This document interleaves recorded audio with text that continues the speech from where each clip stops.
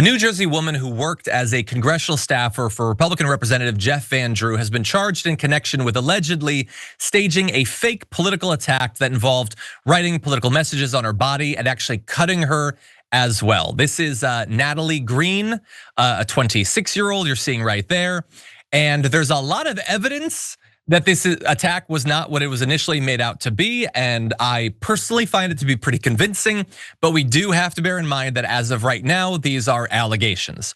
With that said, according to the criminal complaint that had been filed on July 23rd, a female co-conspirator of hers called 911 and claimed, quote, 3 guys just attacked us while she and Greene were walking along a trail at a nature preserve in New Jersey, saying, quote, they were attacking her. They were like talking about politics and stuff. They were like calling her names. I like the adding the likes in, that makes it seem more organic. Now, if this was real, this would be devastating. This would be tragic.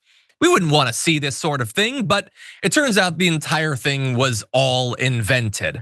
And so the police in Egg Harbor Township went after this call. They found Greene with cuts on her face and upper body and her hands and feet both zip tied together. Said she was screaming through tears that one of the alleged attackers has a gun and had threatened to shoot her. And I imagine the cops there must have been horrified for her. This is a terrible thing. We wouldn't want to see this. And then we see this. She had Trump whore written on her. That's terrible.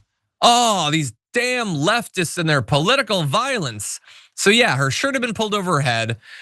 Trump whore was on her. There was a message that her boss, Van Drew, is racist.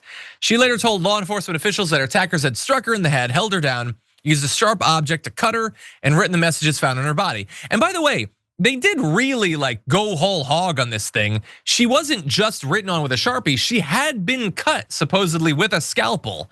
And so again, it would have been tragic. But how do we know that she faked it? Well, here's a few pieces of evidence that were gathered. One, an investigation revealed that Greene had paid an artist specializing in scarification to use a scalpel to lacerate parts of her body in a pattern that she directed ahead of the incident. So she hired out on this thing. Black zip ties were found in Greene's car that resembled the ones used to restrain her, which is just like, rookie mistake, man. You're gonna leave the same zip ties in your car? And then 2 days before the attack, the phone of Greene's alleged co-conspirator had been used to search for, quote, zip ties near me. Just go to Home Depot, God. Everybody, you just can't look for yourself. And so look, this sort of thing, had it happened, would be terrible. If it had actually happened to her, I would feel terrible for her and I would want them to find the damn people that had done that. But evidently, it's a Jussie Smollett style thing. It's a thing that pops up every once in a while. It's a person who wants to center themselves, make themselves seem to be a victim, also make their boss seem like a victim. So I don't know if this is like a career thing where now she wants to be the hero who's taken one for her boss and maybe gets a promotion or something. I don't know. Like again, we're gonna have to have more of an investigation. Maybe at some point she'll reveal why she did this or why her co-conspirator did it. But this is a serious thing.